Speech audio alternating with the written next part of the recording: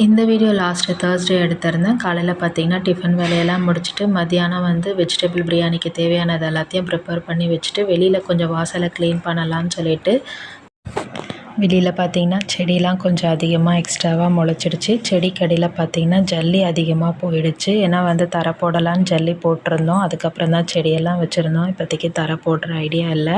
அதனால் செடிக்கடியில் இருக்கிற ஜல்லியெல்லாம் முதல்ல எடுத்துடணும்.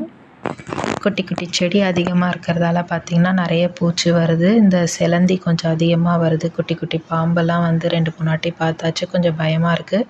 புகழ் கொஞ்சம் துருன்னு வெளியில் போகிறதால வந்து கொஞ்சம் ஓரளவுக்கு ஒரு இடமா கிளியர் பண்ணிடலான்னு சொல்லிட்டு இன்றைக்கி பூஜா அவங்க அப்பா கொஞ்சம் கிளியர் பண்ணிகிட்டு இருந்தாங்க. சரி நம்மளும் போய் கொஞ்சம் ஹெல்ப் பண்ணலான்னு சொல்லிட்டு நான் ஒரு பக்கம் க்ளீன் பண்ணிகிட்ருந்தேன். க்ளீன் பண்ணி ஒரு பக்கெட்டில் வந்து இருக்கிற ஜல்லியெல்லாம் போட்டு எடுத்து ஒரு கார்னரில் ஒரே மொத்தமாக போட்டு வச்சுட்டா எப்போ தரை போடுறோமோ அப்போ எடுத்து யூஸ் பண்ணிக்கலாம்னு சொல்லிட்டு ஒரு இடமா இருக்கிற ஜல்லியை கொண்டு போய் கொட்டிகிட்டு இருந்தோம்.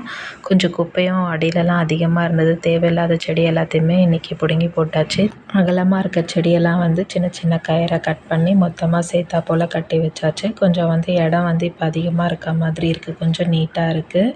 துளசி செடி பார்த்திங்கன்னா அதுவுமே ரொம்ப அதிகமாக படர்ந்துருது. அதோட விதை வந்து கொட்டுற வேகத்தில் சீக்கிரமாக இந்த மழை 2 நாள் பெஞ்சதுக்கு நல்லாவே துளுத்து வந்துருச்சு. துளசி செடி பார்த்திங்கன்னா தான் அதிகமாக இடத்த பிடிச்சிடுது. ரொம்பவே அதிகமாக அடர்த்தியாக படர்ந்துருது. இன்றைக்கி எல்லா துளசியுமே நான் பிடுங்கிட்டேன். ஒன்று மட்டும் வச்சுருக்கேன். சரி அது வந்து கொஞ்சம் எதுக்குன்னா தேவைப்படும்னு சொல்லிவிட்டு அது ஒன்று மட்டும் வச்சுருந்தேன். எப்படியும் அது இன்னும் கொஞ்சம் ஒரு வாரத்தில் அது அதிகமாக ஆகிடும்.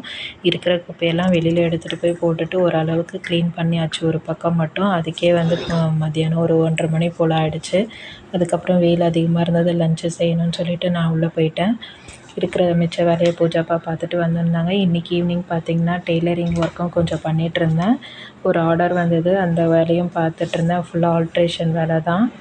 என்னன்னு தெரியல, ஒரு 4 துணி தான் ஆல்ட்ரேஷன் பண்ணேன். அதுக்கே வந்து கழுத்து ரொம்ப வலி எடுத்துக்குது. கண்டிப்பாக இது ஹாஸ்பிட்டல் போயே ஆகணும் போல் இருக்குது போகிற பக்கம் பார்த்தா. நான் வந்து பார்த்திங்கன்னா எனக்கு வந்து க்ரே ஹேர் ப்ராப்ளம் வந்து சின்ன வயசுலேருந்தே இருக்குது. இதுக்காக நான் ஹேர் கலர் ரொம்ப யூஸ் பண்ணி இன்னுமே முடி வந்து ரொம்ப அதிகமாக வெள்ளையாக ஆரம்பிச்சிடுச்சு. இதுக்கப்புறம் வந்து ஹேர் கலர் யூஸ் பண்ணக்கூடாதுன்னு சொல்லிட்டு முடிவு பண்ணிட்டேன். சரி அதுக்கு பதில் என்ன தான் இப்போ ட்ரை பண்ணுறேன். இது வந்து இதோட ரிசல்ட் வந்து நான் உங்களுக்கு கண்டிப்பாக வீடியோவில் போடுறேன். எப்படி இருக்குதுன்னு நீங்கள் பார்த்து சொல்லுங்கள். மற்றவங்களுக்காக வந்து நம்ம வந்து ஹேர் கலர் பண்ணி கருப்பாக இருந்து நம்ம உடம்பை கெடுத்துக்கிறத விட இந்த மாதிரி ப்ரௌனில் இருந்தால் கூட பரவாயில்லன்னு சொல்லிவிட்டு நீங்கள் வந்து மருதாணியை ட்ரை பண்ணுங்கள்.